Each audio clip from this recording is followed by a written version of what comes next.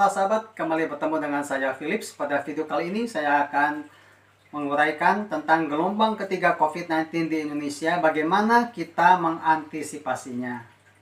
Pertama, kita harus memikirkan kemungkinan skenario terburuk, yaitu ketika peraturan dilonggarkan, kemudian aktivitas masyarakat mulai meningkat, tapi yang paling parah adalah disiplin prokes yang menurun drastis.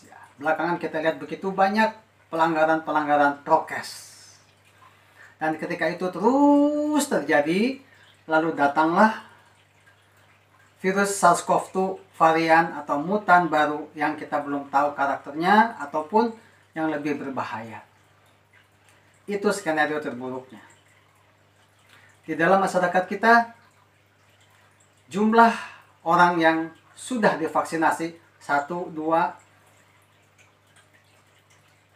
ditambah dengan penyintas itu belum bisa mencapai angka herd immunity sampai detik ini.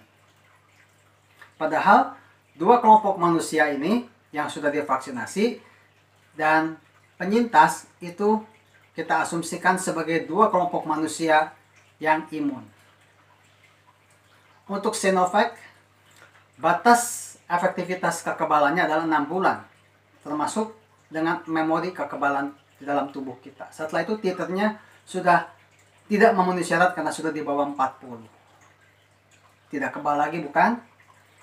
Yang terakhir kali divaksinasi bulan Mei, November, itu sudah mulai tidak kebal.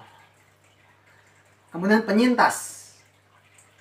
Penyintas hanya bisa menyimpan kekebalan selama 3 bulan setelah sembuh. Setelah itu, maka jumlah untuk mencapai herd immunity lebih sulit tercapai.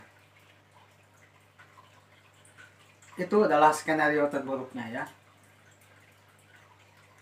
Selanjutnya, ada hal-hal yang di dalam kontrol efektif kita. Ada juga yang di luar kontrol efektif kita. Yang di luar kontrol efektif kita, pertama adalah perilaku masyarakat. Ya, kita sudah jelas kita tidak bisa apa-apakan.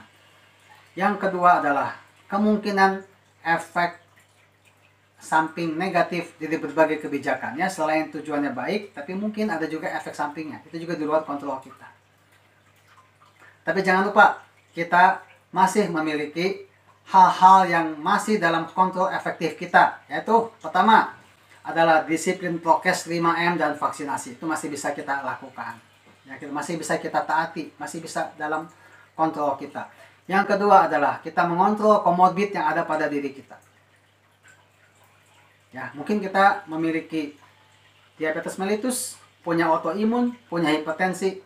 Itu kita kontrol untuk mengurangi risiko keparahan. Dan yang ketiga adalah kita menerapkan gaya hidup sehat versi COVID-19. Seperti apa itu? Masih seperti yang dulu ya. Adalah makanan yang berkualitas, yang bergizi. Tapi kali ini yang bisa meningkatkan sistem imun kita. Apa saja itu? Tinggi protein hewani, trace mineral seperti selenium, seng, juga berbagai vitamin termasuk vitamin C, vitamin D, vitamin E juga.